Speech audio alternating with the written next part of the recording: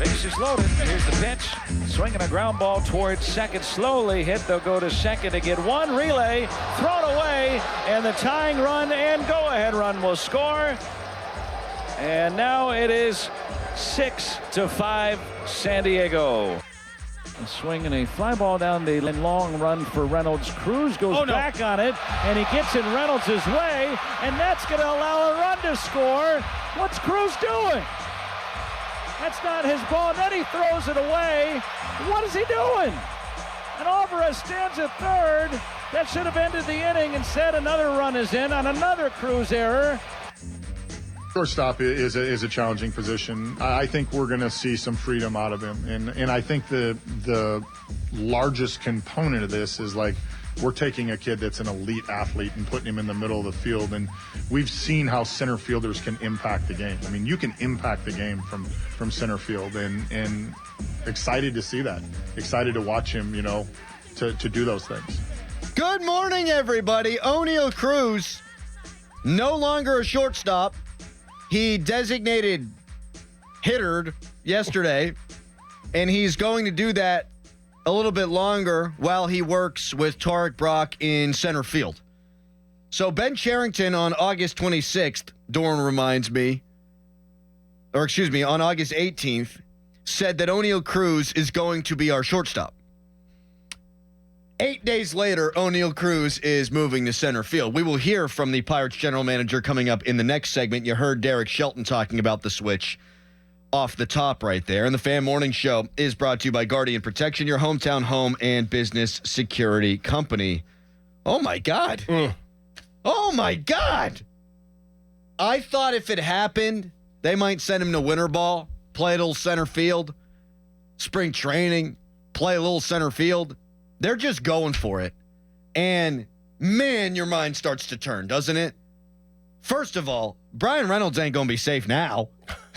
Like, you're not protecting Brian Reynolds from getting run over by a Mack truck just because this guy's in center field. He's still going to have that issue, I think. Athletically, I think he's going to be able to handle it.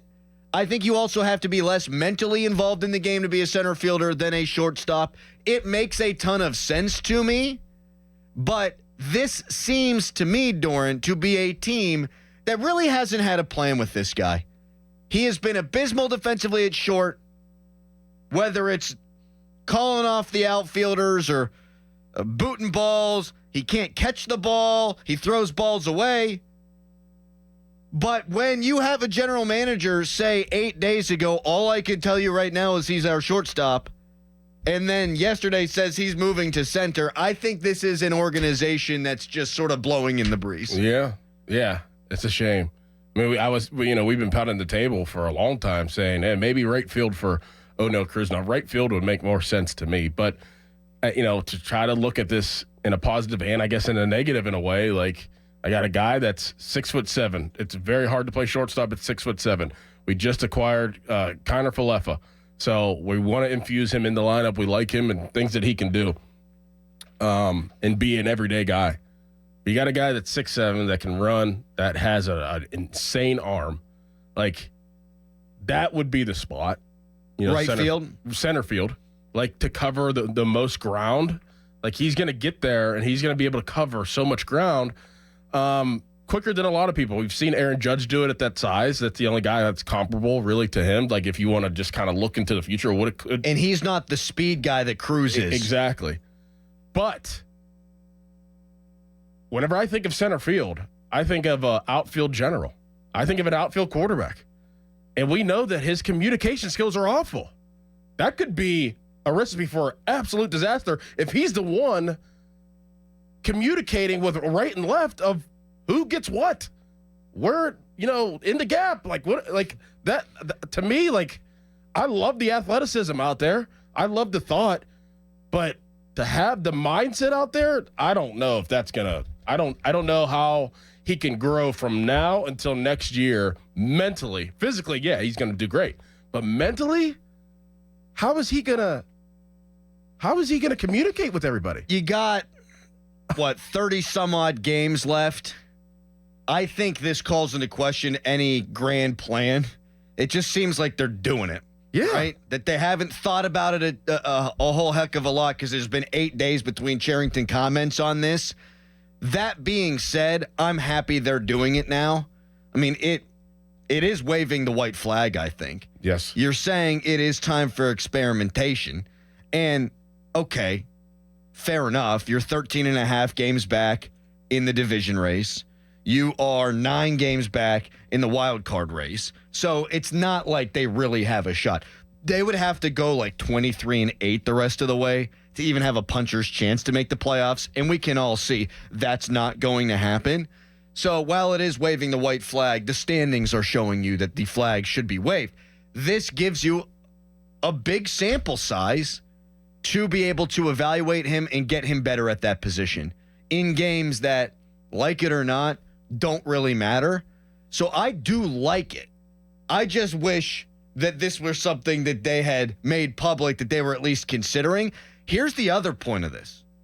Ben Cherington said he's disappointed in this move. Oneil Cruz. Oneil Cruz is, yes. But handled it professionally.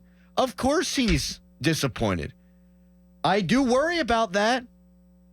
How many times have we talked about Oneil Cruz and maybe you sit him down, maybe you bench him, maybe you give him a day off because of the errors and you just give him time to think. And the pushback we get and what we've heard from people that are close to the team is he might not handle it all that well. He might not handle this all that well. And I'm just wondering what that might look like because they need him to reach his full potential. And I think he can do that in center field. Me too. It's tough to commit 27 errors in center field, which is what he's done this year. But it's also a premium defensive position. And so I pulled some of the stats because my initial thought was keeping him at shortstop is playing him at a position where his bat is really going to play. Well, then I looked at the center field stats, and I do think his bat will play there too. So at shortstop, he's 6th in Major League Baseball in home runs and 10th in OPS. So a top 10 hitting shortstop in Major League Baseball. That's why initially when I heard this, I thought, where's he going to compare to center fielders? Quite comparably, actually. For full-time center fielders, he'd be 6th in homers and 5th in OPS. So still, the bat plays, and actually it plays a little bit more in center field.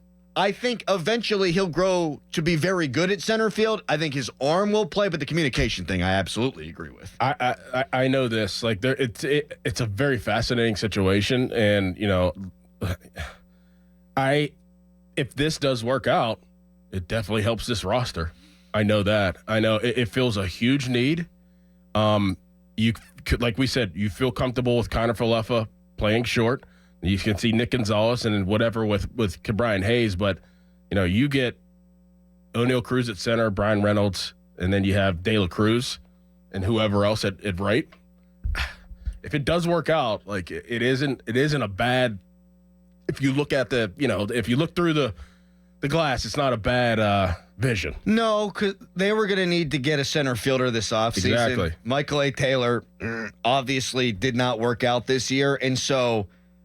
Were they going to go out and try to acquire a premium center fielder? Were they going to go out and try to put a Band-Aid on it like they did last year? Probably the latter and not the former. I don't think they were going to go get Luis Robert. I don't think they were going to go get a big-name center fielder. So you do hopefully plug a hole at center field. Connor Falefa, who we were kind of up in the air on where his position's going to be, now he's your shortstop. Nick Gonzalez is your second baseman. So up the middle, you should have an idea of what you're going to be next year. What I would have liked to also see, Dorin, is Joey Bart not get hurt, obviously. Stick him over at first base for the remainder of the season. See what that looks like with Henry Davis catching for you. Yes. I think that's the next step. I don't know how long Bart is out for. How long is he? I mean, is he done for the season? I don't think so. Yeah, I think that'll happen next. Yeah. That'll happen next. When he's on his way back, you do have an opportunity now with him. His rehab assignments in AAA, throw him out at first base. Yeah. Joey Bart. Yeah. And maybe. And Henry. And good point. Why not? I think I would do a little Henry at first, a little Henry at catcher, because ideally next year Andy Rodriguez comes back, is your 1A catcher. Henry could be your 1B catcher. Joey Bart is your first baseman. I think his bat will translate there. He's been very good for them. less wear and tear on you over at first base. And then you could think you got Dylan Cook, who could come into the equation, and the other kid that you got from Boston, Nick York, who could come in and be part of this thing. Now, you're still going to go into next season with a lot of questions, no doubt about it, but you've got time to start to try to answer some of those questions down the stretch this year. Yeah. If you're going to experiment with your potential superstar shortstop playing center field, and it doesn't even actually seem like it's an experiment. It just seems like, hey, he's our center fielder now. If you can do that, you could put Joey Bart at first and figure that out. Yes. Because Rowdy Tellez ain't going to be your first baseman next year. And Andy Rodriguez is a better defensive catcher than is Joey Bart. So if you're going to do one thing, you might as well do the other and see what you got going into next season. And maybe you actually do have some answers. Because going into next year, it was going to be, who's going to play center field for you? I think you got a big question still at third base with Key Brian Hayes. Who's going to play first base for you? Maybe Joey Bart can answer that question down the stretch when he comes back.